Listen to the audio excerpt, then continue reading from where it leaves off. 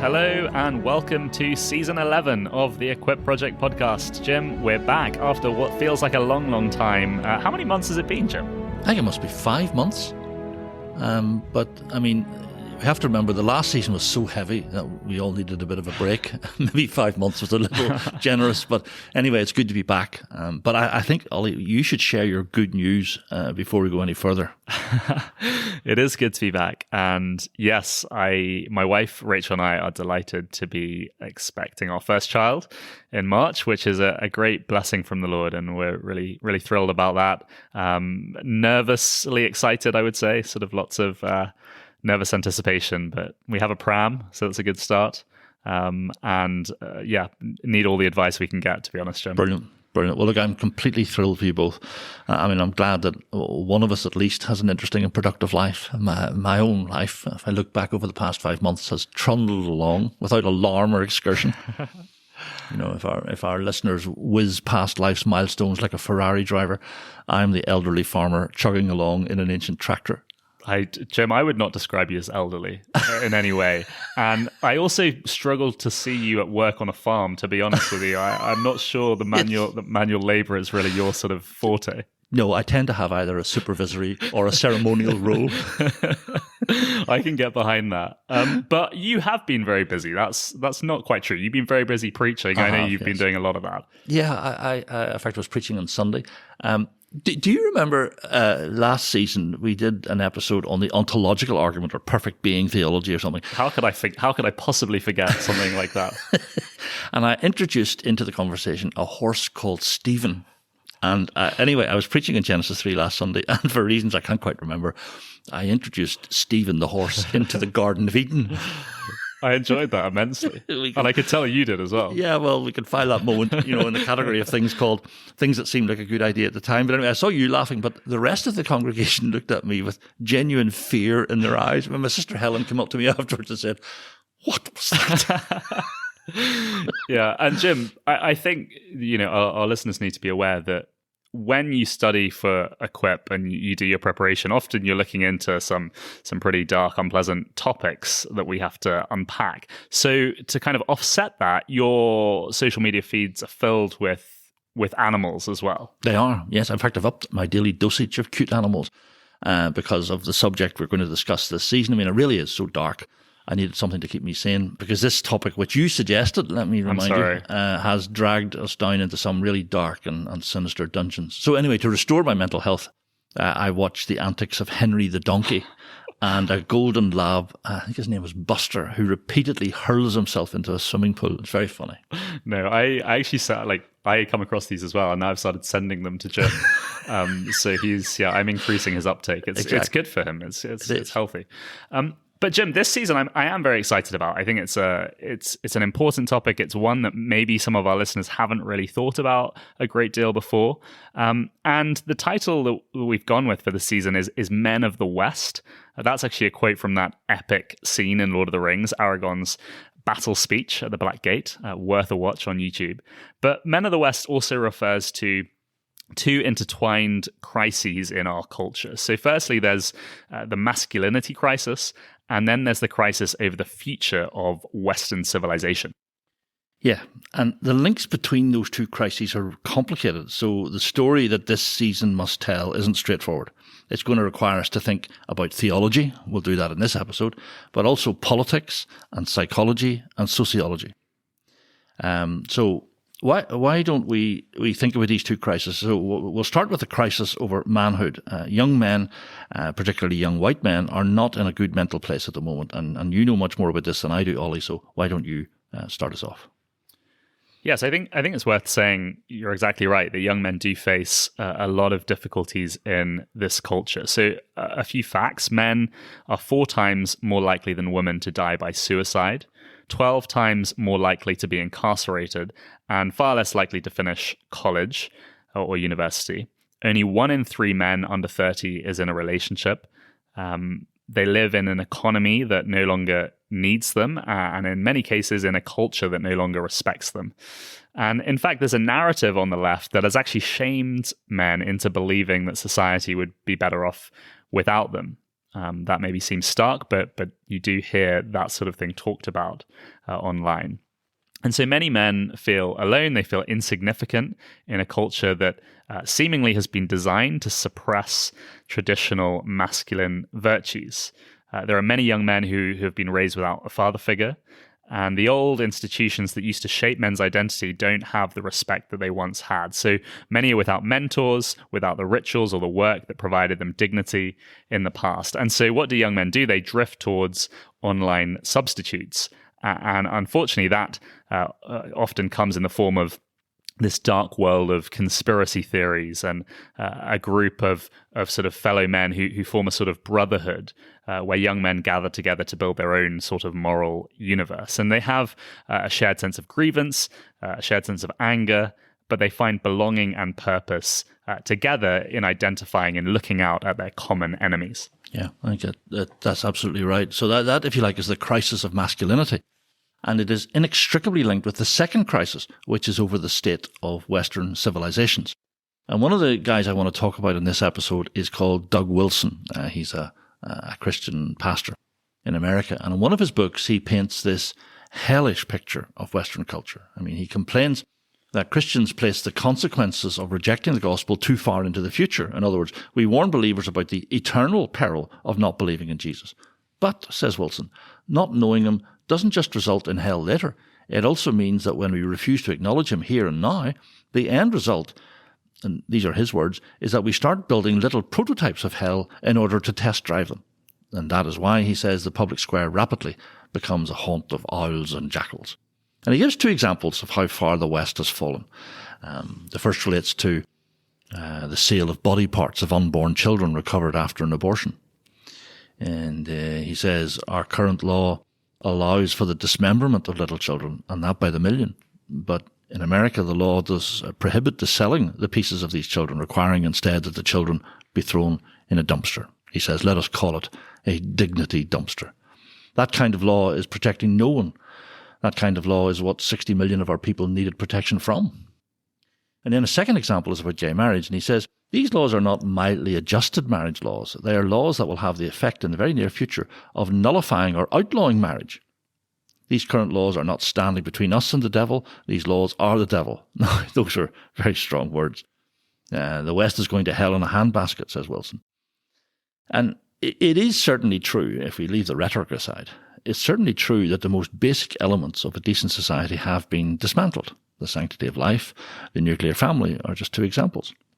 And then there is the impact of globalization. Uncontrolled immigration has left the indigenous population in European countries feeling alienated. Their country no longer feels like home. But perhaps the most significant sign that the West is in terminal decline is the creeping authoritarianism of the progressive left. Free speech is under threat. Someone praying silently near an abortion centre in the UK can be arrested for a literal thought crime. So just to reiterate then, we've called this season Men of the West to refer to the two big crises in our culture. Firstly, the crisis of masculinity, and secondly, the crisis over the future of the West. And the story we'll tell in this season of the podcast is about the reaction to those two crises. To understand that reaction, Jim, we need to begin in the world of theology, don't we? Yes, you mentioned the Lord of the Rings trilogy earlier, and it's interesting. Tolkien's story begins in the Shire, a quiet, unobtrusive place where hobbits like Bilbo Baggins and Frodo and Sam live. And it seems so remote from the great battles against the Dark Lord Sauron that lie up ahead.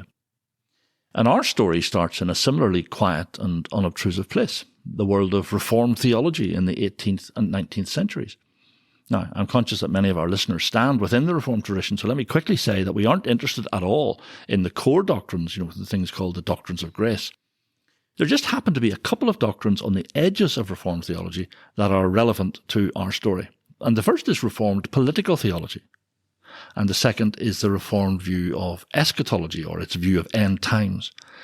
And these two doctrines sit at the foundation of what we now call Christian nationalism. So, that's the title of this episode. The reaction to the two crises we've been talking about is the rise of Christian nationalism. So for the remainder of this episode, we're going to talk about Christian nationalism and its theological roots. In simple terms, Christian nationalism rejects the idea that Christians should just keep their heads down and wait for the return of Christ. Our culture is in crisis, they say, so we should take control of it, clear away all the secular and progressive policies that are destroying society and replace them with Christian laws. And at first glance, that sounds quite similar to the medieval concept of Christendom, doesn't it, Jim? It does. I remember talking about Christendom in our church history series, that epic series. Do you remember? That was epic. It was, yes. I remember saying in the year 1077, on a freezing January day, King Henry IV had a showdown with Pope Gregory. Now, at that time, Henry ran the entire Holy Roman Empire, and yet he stood outside the Pope's residence in Canossa, dressed as a penitent. So here he was, the heir of Constantine and Charlemagne, standing barefoot in the snow for 3 days and begged for forgiveness from the Pope. I mean, the political power of the medieval papacy is just amazing. I mean, it reached its zenith during the tenure of Pope Innocent III. He reigned, I think, from 1198 to about 16 years into the 13th century. And Innocent once said, "Just as the moon derives her light from the sun and is inferior to the sun in terms of its size and quality, so the power of the king derives from the authority of the Pope." And a little later, Pope Boniface VIII used to stand before pilgrims, and he was dressed in imperial robes. He wore this papal crown. It contained 48 rubies and 72 sapphires, 45 emeralds, 66 pearls. And his welcoming words were, "I am Caesar. I am emperor." Wow. And today, I mean, in our contemporary Christian scene, that seems kind of bizarre, doesn't it? The idea of reestablishing something like that, it doesn't seem to make a whole lot of sense.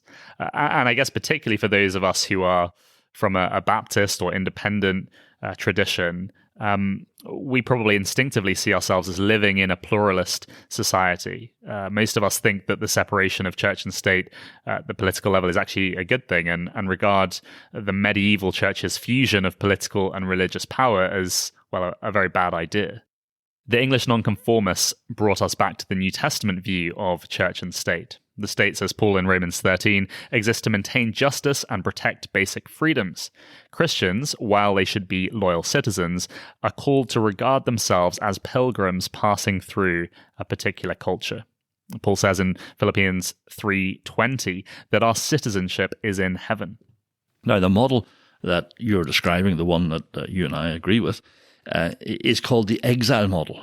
Right? It's based on the teaching of Jeremiah, that the people of God should accept that they must now live as exiles in a pagan society.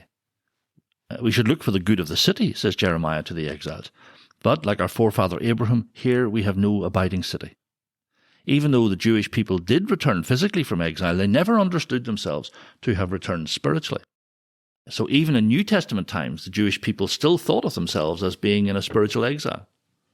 And the Apostle Peter takes that idea into the Christian church. In his first letter, he refers to the churches he is writing to as exiles. Now, the big question, of course, is whether or not that is a proper exegesis of Scripture.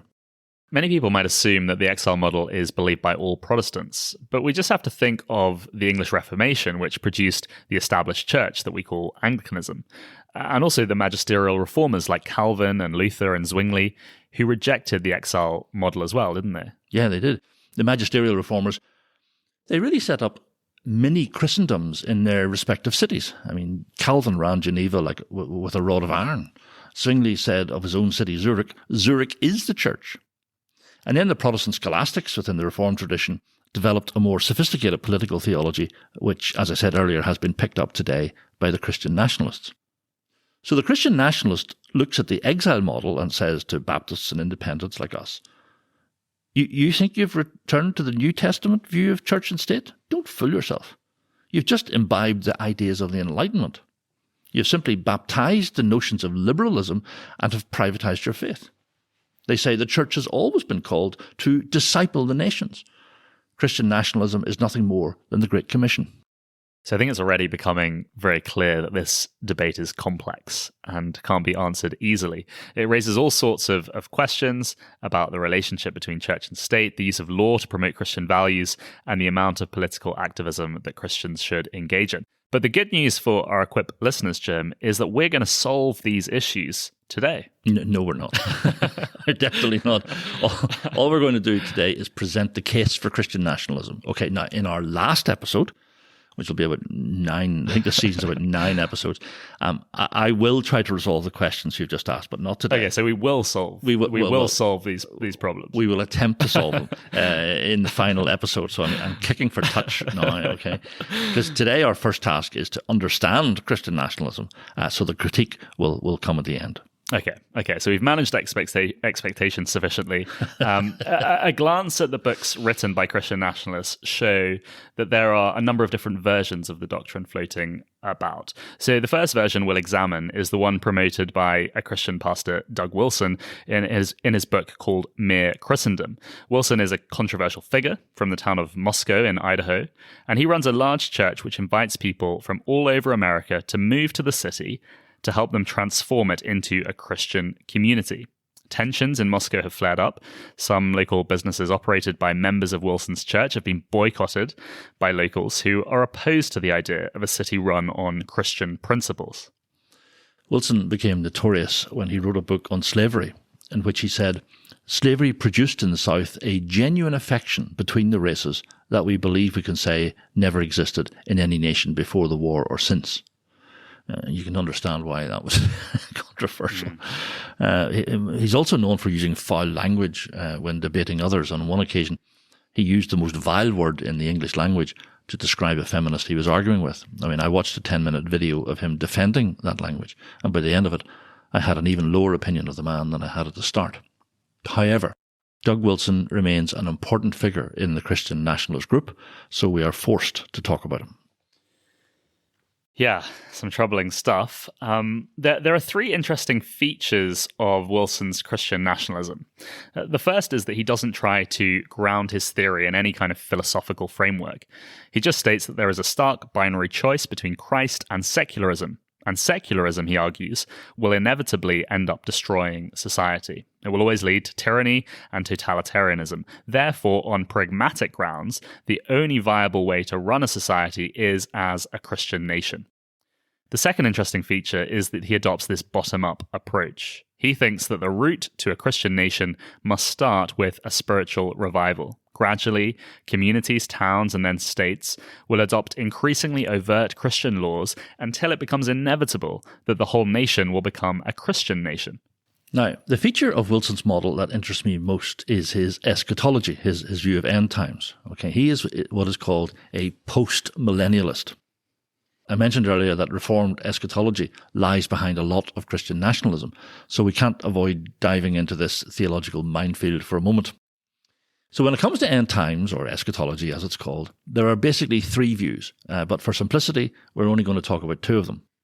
And they differ over the nature and timing of the so-called millennial reign of Christ. You see, the Bible does talk of this long period of history when the world, under Christ's rule, will know peace and security. And this period of time is linked to the return of Christ. But the big question is, does the millennium happen before Christ returns or after he returns? Yeah, so the people who believe the millennium occurs before Christ returns are called post-millennialists, and Doug Wilson is in that camp. The people who think that Christ will return before the millennium are called pre-millennialists. And I guess many of our listeners are asking themselves why this debate actually matters. I think they probably are, but it does matter for 2 reasons. We might call the first one psychological. Premillennialists tend to have a negative view of the future. Okay, things are going to get really bad. The man of sin will arise, the great tribulation lies up ahead. But then, just when things look terrible, Christ returns and establishes his millennial kingdom. Now, on the other hand, postmillennialists like Doug Wilson despise that sort of attitude. Nonsense, they say. The church will use the gospel to establish Christian nations all over the earth, and eventually the church will establish peace and stability for everyone. At that point, when we have all enjoyed millennial bliss, Christ will return. And Christians perhaps have a tendency to lean towards premillennialism when the world looks dangerous, and they quite like the idea of an escape. Postmillennialism is popular amongst those who conceive of themselves as warriors who will usher in Christ's kingdom by fighting harder, and perhaps also those who have a utopian idealism. Yes, it's interesting. Postmillennialism was very, very popular at the height of the British Empire. So that's the first difference, the sort of psychological thing. The second difference between the two models is much, much more important because it relates to the future of the nation of Israel. So in simplistic terms, Reformed theology teaches that the church replaces the nation of Israel in the purposes of God. They believe that the church was created way back in Genesis 3, and so the nation of Israel and the church of the New Testament are part of the same continuum formed by the so-called doctrine of grace. So Israel is the church of the Old Testament, and the church is the Israel of the New Testament. Now, some Reformed theologians would not be pleased with that summary. They would prefer me to say that the church fulfills Israel's role rather than replace it. But that's just wordsmithing. That gets us nowhere. The point is that in classical Reformed theology, the nation of Israel and that little plot of land on the Mediterranean coast are no longer of any significance.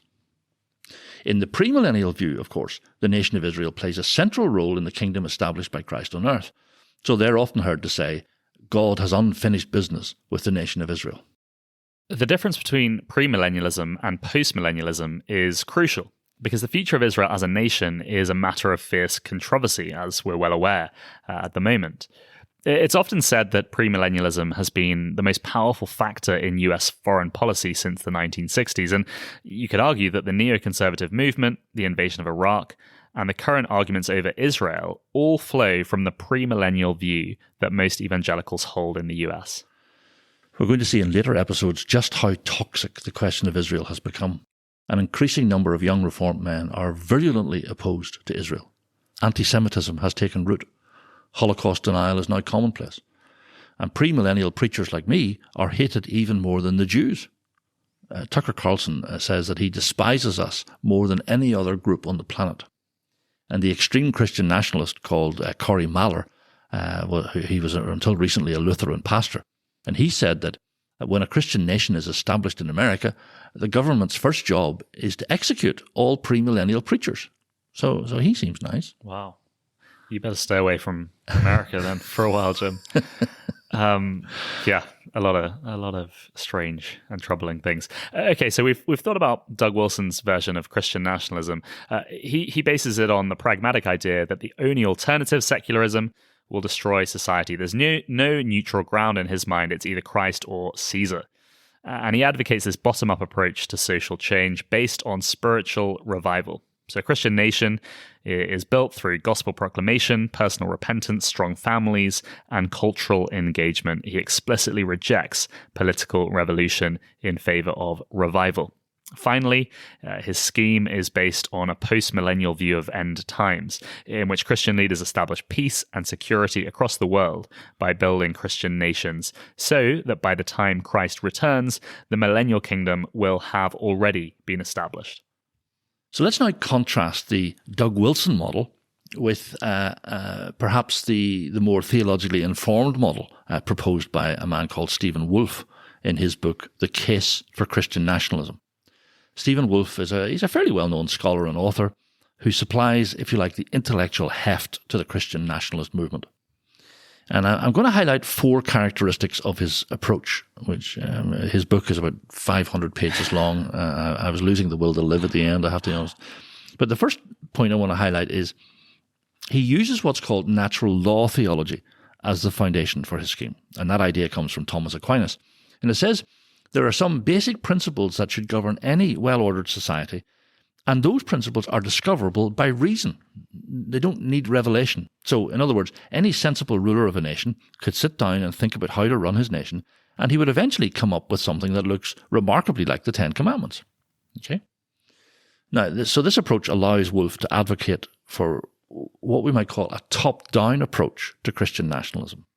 So let me illustrate what Wolfe's vision would look like for the United States, because that's the example he takes. First, the Nicene Creed would be inserted as a preamble into the US Constitution. Then, the First Amendment, which guarantees freedom of religion, would be narrowed to only allow freedom to choose a Christian denomination. Mosques and Hindu temples would be torn down because they are a violation of the first commandment. Perhaps more discreet forms of architecture might be allowed for pagans to meet in.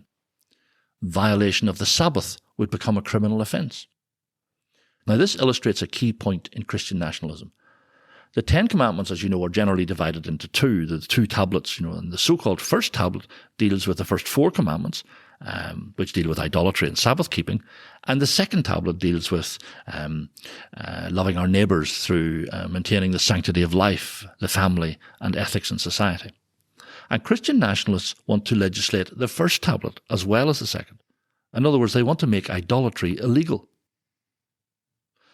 The implementation of this concept gets very difficult when you think about it. So, for example, out-and-out blasphemy, says the Christian nationalist, can be punished by death. But what about heresy? What if someone is a premillennialist? I'm asking for a friend, you understand? Wolf will allow a Muslim family to pray in the privacy of their homes. He says no to, thought police crashing into your home to make sure you aren't watching an 18-rated film. But if a Satanist steals the host for a mass and desecrates it, then it's off to the execution chamber. The criminal justice system is harsh in Wolf's model because of how he interprets the Old Testament punishments. So, for example, in Exodus 20, the law states that if the owner of a bull is negligent in keeping his bad-tempered animal corralled and it gores someone to death, then the owner should be executed. Now, Christian nationalists take that principle, that bit of Old Testament law, and they apply it to the owner of a pit bull dog. If the pit bull kills a child, then the owner should be put to death. Wolf advocates for a form of ethno-nationalism. He places a significant emphasis on ethnicity and kinship in defining a nation. He sees a nation as an ethnic group that is formed through shared ancestry, culture, history, language, and geography. So America, he believes, should be seen as primarily a white community of European heritage. Yes, I imagine that lots of alarm bells are ringing in our listeners' heads at this moment, at least I hope they are. In episode 3, we're going to have to think really carefully about what is a nation. I think Wolf elevates the concept of a nation too high. He has this speculative idea that nations as ethnic communities would have developed even if Adam had not fallen. Now, it seems to me Genesis indicates that ethnic separation only occurs after the Tower of Babel, as a sort of safety mechanism to keep the lid on human evil. Now, it has to be said, the rich diversity of nations is a good that God values. That's why you find them in Revelation. But Wolf seems to promote the formation of nations over the work of the church in God's eternal plan. And that doesn't seem right to me. Perhaps the strangest aspect of Wolf's belief system is this vision or understanding of a Christian prince who controls the destiny of the nation. It's common for people to think that Christian nationalism reduces to a more muscular and assertive Christian presence in the public square. But the truth is much more radical than that. Christian nationalism would sweep away liberal democracy and replace it with a Christian dictatorship. Stephen Wolf is even open to the possibility of a political revolution to bring about this goal. It is very radical. I mean, Wolf is obsessed with the idea of a great man, of great men. He says, I cannot conceive of a true renewal of Christian commonwealths without great men leading their people to it. He talks about this prince, this leader as a man of dignity and greatness of soul who will lead a people to liberty, virtue and godliness. To greatness, he says. When I was reading it, I thought, I wonder what these guys would have made of the Apostle Paul, who was an unimpressive speaker. Anyway, the interesting thing is that this idea of a Christian prince is entirely orthodox in early Reformed theology. The Reformed scholastic Francis Turretin said that the prince, unlike a church minister, is a mediator, a vicar of God in outward civil affairs. Calvin talked of the prince's sacred character and title. The dignity of civil rulers was so great, in Calvin's estimation, that even the palaces of princes should resemble a sanctuary, for they occupy the dwelling place of God, which ought to be sacred for all. Wolf describes the prince as a sort of national god who displays heroic masculinity. The contemporary Reformed pastor Joel Webben claims that when the Apostle Paul says that the magistrate bears not the sword in vain, that the sword is a phallic symbol. Now, a psychologist would have a field day with all that material. So as the season develops, Ollie, we're going to see just how vulnerable this concept of the Christian prince is, how vulnerable it is to perversion. And I'll give you an example now. In one of his podcasts, Joel Webbin asks if Adolf Hitler was a Christian prince. He eventually decides that he was not, but he says that we need to humanize Hitler without lionizing him. Then there's Tucker Carlson. He had a fascist called Darryl Cooper on his talk show who did argue that Hitler was a Christian hero and that the wrong side won World War II and that the real villain of the war was Winston Churchill. So things are going to get pretty dark by the time we get to episode 7. I think I'm going to need another dose of Henry the Donkey. Yes, it certainly sounds like that. When we put the discussion about Doug Wilson's version of Christian nationalism together with Stephen Wolfe's vision, 5 important points emerge. Firstly, they reject the exile model that many Baptists and independents have adopted. Second, they promote an eschatology that sees no future for the nation of Israel. Third, Stephen Wolfe wants a top-down approach to building a Christian nation with harsh laws against non-Christian behavior. Perhaps the biggest divide between Wilson and Wolfe is Wolfe's insistence on ethno-nationalism. He sees the US as a home for white people with a European heritage. And finally, Christian nationalists want to ditch liberal democracy for a dictatorship operated by a Christian prince. Now, all that theology explains why these guys got so excited when J.D. Vance stood up and read the Nicene Creed in public. Yeah, a great deal of the momentum behind Christian nationalism actually came out of the young, restless and reformed movement. But there is another source of energy behind this movement as well, isn't there? Yeah, there is. The charismatic movement have a version of Christian nationalism called the 7 Mountains Mandate. Apparently, God told 2 guys in that movement about it. And like Doug Wilson's model, it proposes a bottom-up method of invading 7 key spheres of influence, areas like business, art, education, politics, and the media. It's very similar to the progressive left's long march through the institutions. And the New Apostolic Reformation group in particular is zealous about this scheme. Now, that all matters because Charlie Kirk and the TPUSA organisation were influenced by the 7 Mountains Mandate. Just before we close out this episode, Jim, you've hinted a few times that this story of Christian nationalism is going to get darker. The theological ideas we've discussed in this episode came from the 17th and 18th centuries, and those ideas would have probably stayed on the shelf gathering dust if it hadn't been for other changes in our culture that caused a new generation to seize upon Christian nationalism. Could you briefly lay out your thesis for the season as a whole as we close? Okay. There are 2 intertwined crises in our culture, the crisis of masculinity and the crisis over the demise of Western civilization. The policies of the progressive left have alienated young men, particularly young white men. They feel alone and insignificant, without purpose or dignity. As a result, they feel a sense of grievance and not a little anger. And then there's globalization, which has led to uncontrolled immigration, so the indigenous population no longer feels that their nation is their home. There has been a complete breakdown of trust in institutions and leaders. In wider culture, young men have turned to pagan concepts of masculinity, ideas from Carl Jung and Nietzsche. And then, a small number of attention-hungry figures within the Christian scene have built platforms by fusing reformed political theory together with the paganism of the manosphere. The resulting idolatry is the cruel god of anti-Semitism. Veneration of Hitler and the denial of the Holocaust is rising fast. Alienated young men are having their identities formed in this horrible online space. So we have a crisis over identity formation among young men. Some of them are turning to the Catholic and Orthodox churches for institutional security and a medieval understanding of masculinity. In the last 2 episodes, I will suggest a solution for identity formation and then for the Christian's role in nation building. So that is the thesis.